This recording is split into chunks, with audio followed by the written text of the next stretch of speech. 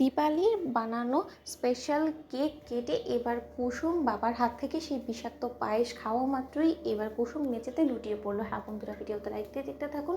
যে মুহূর্তে কিনা আয়ুষের সেখানে চলে আসে নেমন্তন্ন রক্ষার খাতিরে, এবং তার পর মুহূর্তে আয়ুষ যখন কিনা নিজের আনা সেই স্পেশাল গিফটটা যখন কিনা লুকিয়ে রাখে এবং কুসুমকে বার্থডে উইশ করতে থাকে, ঠিক সেই সময় কুসুম বলতে থাকে যে ও বাবা, অনেক তো সময় নিয়ে ফেলেছো, তোমার এতক্ষণে নিশ্চয়ই রান্নাবান্না সমস্তটা কমপ্লিট হয়ে গিয়েছে, এবার তো অন্তত তোমার হাতে রান্না করা খাবারটা আমাকে টেস্ট করতে দাও। ঠিক সেই মুহূর্তে দীপালি যখন বলতে থাকে যে কেন রে, তোর কি মনে হয় যে তোর জীবনে শুধুমাত্র তোর বাবাই তোকে স্পেশাল ফিল করাতে পারে, আমরা কি কেউ নয় রে তোর?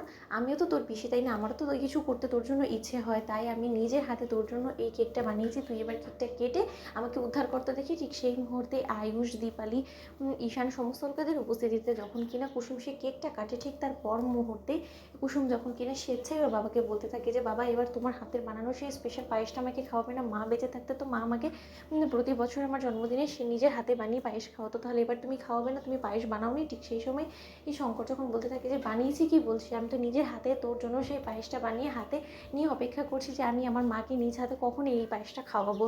ঠিক সেই সময় এক পর্যায়ে আয়ুষ যখন বলতে থাকে যে শঙ্কর কাকা আগে কুসুমকে পায়েসটা খাইয়ে নিক, সমস্ত কিছু শেষ হোক, তার পরবর্তীতে কুসুমকে গাঙ্গুলি হাউসে নিয়ে গিয়ে মায়ের কাছে গিয়ে আমি সমস্তটা খুলে বলবো। কুসুম, তোমার এই জন্মদিনটা তোমার জন্য কতটা স্পেশাল আমি করে তুলি, তুমি শুধু এবার সেটাই দেখো। ঠিক সেই সময় এক পর্যায়ে কুসুমকে যখন কিনা শঙ্কর নিজ হাতে সেই পায়েসটা খাইয়ে দেয়, তারপর মুহূর্তে শঙ্কর যখন নিজে থেকে কান্নায় ভেঙে পড়ে এবং সেই পায়েসটা খাওয়ার কিছুক্ষণ বাদে যখন কিনা কুসুমের মাথা ঘোরানো শুরু করে দেয় এবং ভেতরে জ্বালাপোড়া করা শুরু করে দেয় এবং সাথে সাথে কুসুমের মুখ থেকে যখন অনবরত রক্ত বেরোতে থাকে, ঠিক সেই মুহূর্তে দীপালি, আয়ুষ চিৎকার করে ওঠে এবং কুসুম তাৎক্ষণিক মেঝেতে লুটিয়ে পড়া মাত্রই যখন শঙ্কর এক পর্যায়ে কান্নায় ভেঙে পড়ে এবং আয়ুষ কুসুমকে যখন কিনা চেপে ধরে এবং বলতে থাকে যে কুসুম কী হলো তোমার? কুসুম এই পায়েস খাওয়ার পর তোমার কী হলো কুসুম? তোমার দীপালি পিসি, কুসুমের তো মুখ থেকে রক্ত বেরোচ্ছে, এটা কেন হচ্ছে বলো? ঠিক সেই মুহূর্তে দীপালি যখন বলতে থাকে যে শঙ্করদা, তুমি কি এমন মিশিয়েছিলে যার কারণে কি এই পায়েস খাওয়ার পরে কুসুম নিয়ে এতটা অসুস্থ হয়ে পড়লো? বলো শঙ্করদা, কথা বলছো না কেন? ঠিক সেই মুহূর্তে শঙ্করের কোনো রকম কোনো কথাবার্তা না বলাতে এক পর্যায়ে কুসুমকে আর এক মুহূর্ত বাড়িতে ফেলে না রেখে আয়ুষ যখন কিনা বলতে থাকি যে দীপালি পিসি, আমাদের কোনো মতে কুসুমকে এখানে ফেলে রাখলে চলবে না, কুসুমের অনেকটাই শরীর খারাপ করে দিয়েছে, কুসুমের কোথায় জ্বালাপোড়া হচ্ছে বলো কুসুম? ঠিক সেই সময় কুসুমের মুখ থেকে অনবরত রক্ত বেরোর কারণে